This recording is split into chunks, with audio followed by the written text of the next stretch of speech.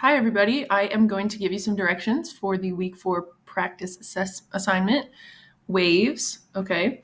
So in this assignment, you're going to be working with 2 interactives. You're going to be looking at amplitude, frequency, and wavelength. Okay. So if you're not familiar with those terms, make sure you check that vocab sheet so you can remind yourself of what those things mean, because you really got to know what they mean as you're working through this assignment. All right. Feel free to have it open as you work. All right, so first thing we got to do here is it says to go to the Discovery Education Interactive. So I'm going to open that up. All right, get that running. Okay, and it's going to load.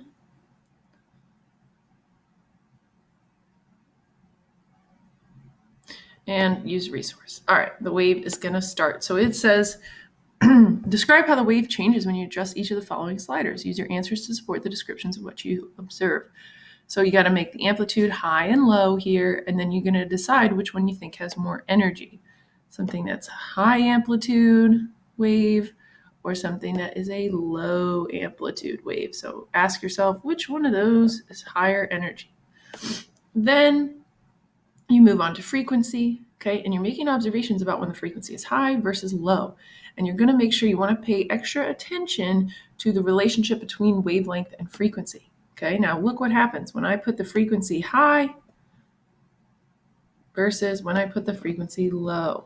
All right, and if you pay close attention here, instead of watching the wave, you watch down here for a second. Look what happens to the wavelength as I move the frequency up. Okay, so that's what you want to pay attention to and notice as you make your observations. Then you have the wavelength. So now you're going to make the wavelength long and short, okay, and then you're going to answer. You're going to fill in this part down here. So you got to choose one of these words, okay? Wavelength is inversely proportional to, is it amplitude, wave speed, or frequency? Just highlight the correct word, all right? And watch what happens when I make my wavelength long and short, long and short. All right, then you have your second interactive. All right, I'm going to close out of that one and open this one. This one is a FET. All right, and there's some directions here on what to do. So we got to click on sound waves. So that's the first thing. All right, sound. So click on that. And then it says to select both. So I want to click both. This way I can see the particles and the wave as it moves through.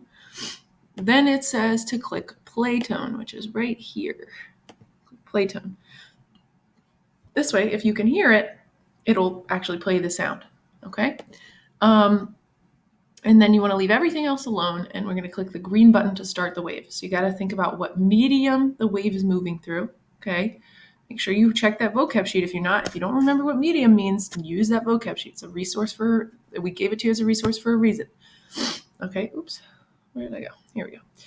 All right, so once you play the wave, you can think about what medium the wave is moving through, all right? And how you know. Then frequency, one pattern I observe when the frequency is high, one pattern I observe when the frequency is low is, you just complete the sentence.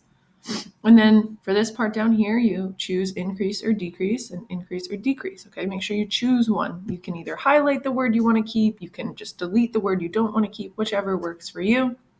Okay, so you mess with the frequency over here, the amplitude, oh, we're not there yet, but the frequency is right here. That's what you do, okay?